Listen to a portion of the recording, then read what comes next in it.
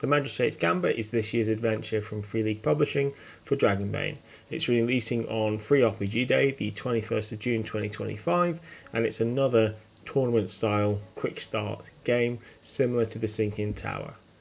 Some things that the Magistrate's Gambit improves on versus last year's Sinking Tower offering. I think it's a little bit more open to newer players.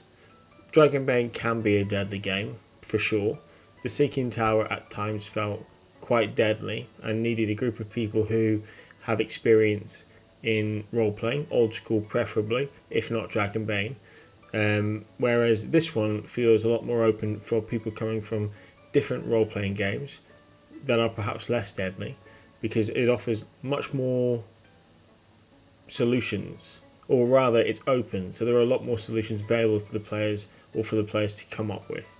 So where the Sinking Tower was a tower that the players worked their way up, each floor giving them a new challenge, and there being themes following the floors throughout the adventure, focused on investigation and combat and puzzles.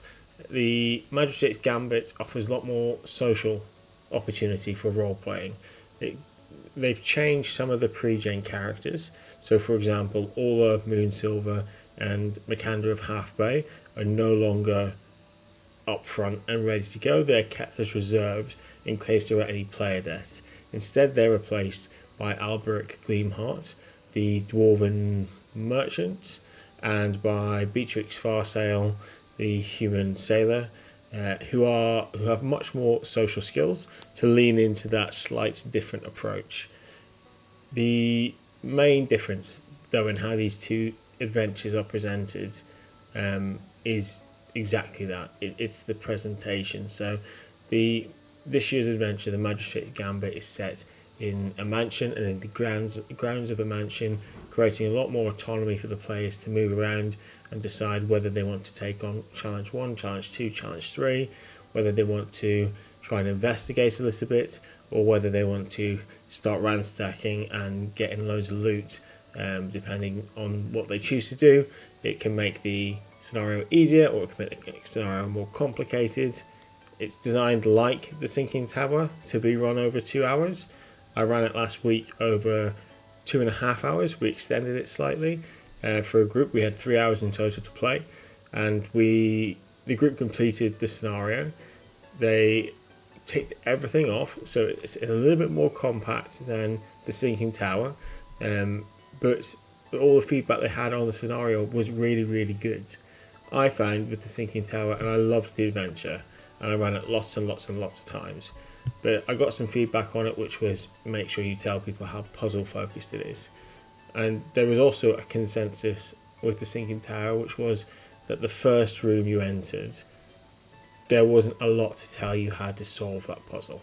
So I found lots of times when I was running that adventure that sort of 45 minutes into the 2 hours, or half an hour into the 2 hours, people could potentially still be in that first room, and then I'm leaning in and having to give hints and tips on things that they might not be focusing on, or when I'm describing the adventure as a whole, I'm having to sort of foreshadow some key themes throughout the adventure to give them a bit of a chance. And even then, sometimes people just got it out of sheer luck and trial and error, as opposed to actually cracking what the puzzle was. This one is different. There's a gimme, I think, towards the close, which is designed towards the beginning, which is designed to get the party gelled and together. And then you sort of move into, okay, 2 hours, there's lots of rooms to go through, and we'll have a brief look at those without going into spoilers. There's lots of rooms to go to. They each provide different challenges. The party can split up, and that may be a good thing, or in most cases everybody might just die.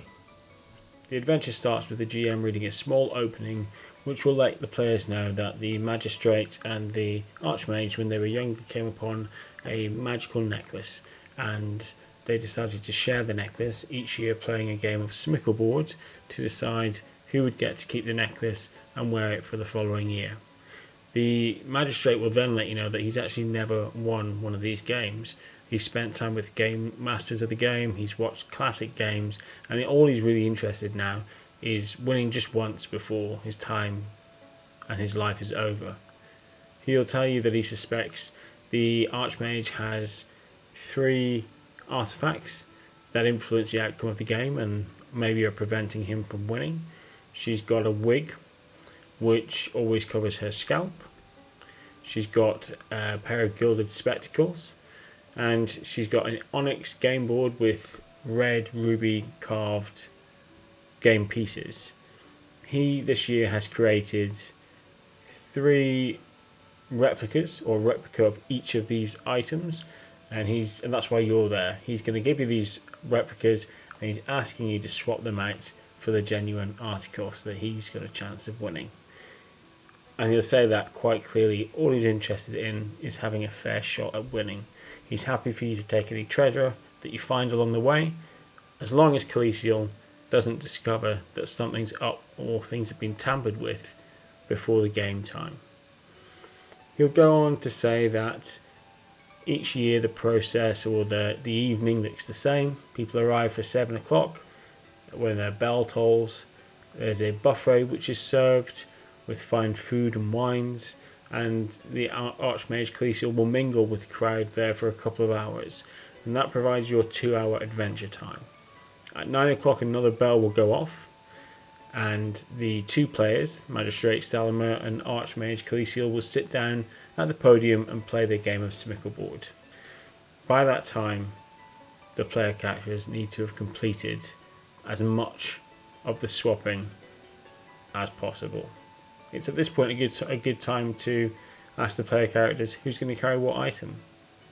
We know that they'll have picked out their characters. The items, some of them are tiny items and don't take any weight. The board is a normal item, but moreover, they'll need to manage who's carrying the items to allow those people to swap those things out throughout the scenario. Of course, you can fluff it a little bit, but it creates a nice sort of attention to detail from the offset. And then from there, you can start the adventure proper with the players arriving a few minutes before 7 o'clock and the buffet. And that's when you get to unveil the map to the players. So this is the map of the adventure. It starts up top right, about there. That's the back garden with the podium at the top and with tables laid out, sort of like Bilbo Baggins' birthday there. That's where the players will congregate when the adventure starts. And there'll be a bell that chimes that tells them the adventure starts, and food and beverages will be brought out from the kitchens for the guests to enjoy. The Archmage will then start mingling inside in the crowds. Stalamer will have said also that the podium is that the onyx board and ruby pieces are normally inside that podium, and that the wig and the gilded spectacles are normally inside the mansion somewhere. So the players can either tackle the podium first, which I think is the design.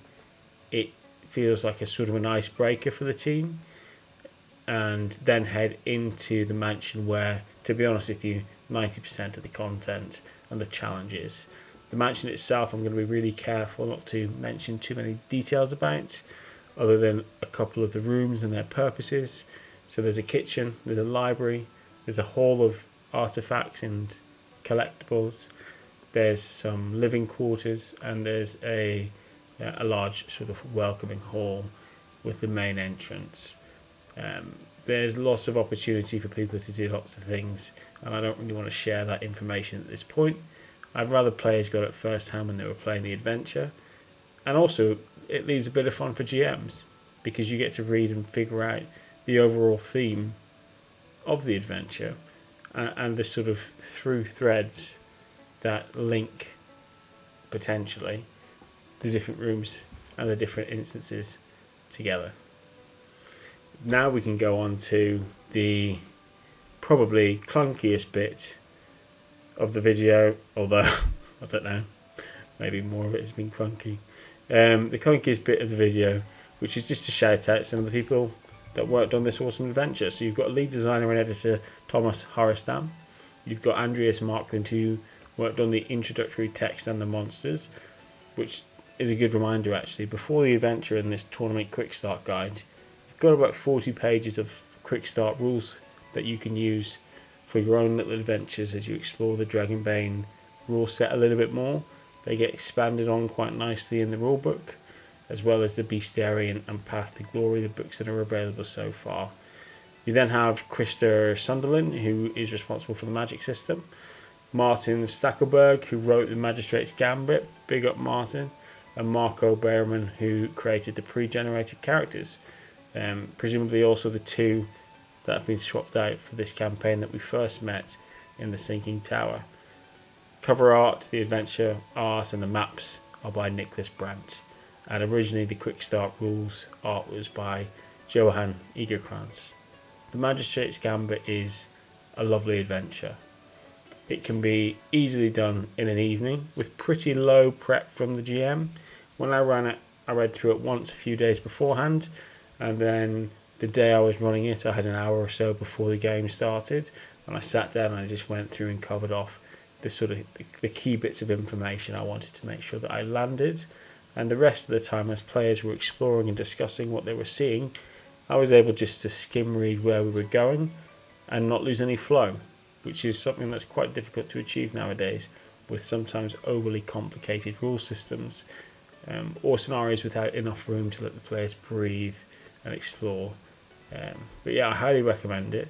Should be coming out on the 21st of June 2025 for free RPG Day.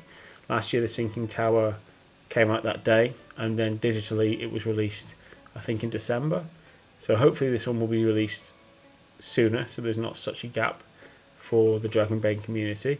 Just inundate Free League with emails and requests to get it on their website and get the maps available, which were free last year, to be used in VCTs and your games. They were free downloads from the website. And let them know that if you enjoy it, let them know you enjoy it. If you enjoy the callbacks, because there are a few callbacks in this to the Sinking Tower, last year's free RPG game. If you enjoy that stuff, tell them, because it'd be lovely actually if over the course of the next few years some more of these adventures tied in together, not necessarily hardcore canon style, but there were enough sort of callbacks to different things throughout that if you have your same group of players like I do from the Sinking Tower, you're able to have those nice little moments where they go, that I remember that from last year. Anyway, that's all from me. I hope you have a wonderful day. I hope you have a wonderful week. Please like and subscribe. It's super useful, super helpful. The channel is growing nicely. I'd like to keep it that way. Give me a shout in the comments if you've got any questions about the scenario itself or the system or anything else. I'll try to answer them, but I won't go into too much detail because, it's lots of people have worked hard on the scenario, and who am I to mess up all that hard work and stopping them from landing it the way they want to. One thing I will say, there will be, I hope, an actual play recorded at some point. We are in May right now, so I'll probably record it at some point over the next month, and then it'll be available as soon as it makes sense. Hopefully free RPG Day, but I guess we'll find out. Anyway, I'm waffling. Have a wonderful day and I'll see you next time. I've been GM Runs Game. Take care.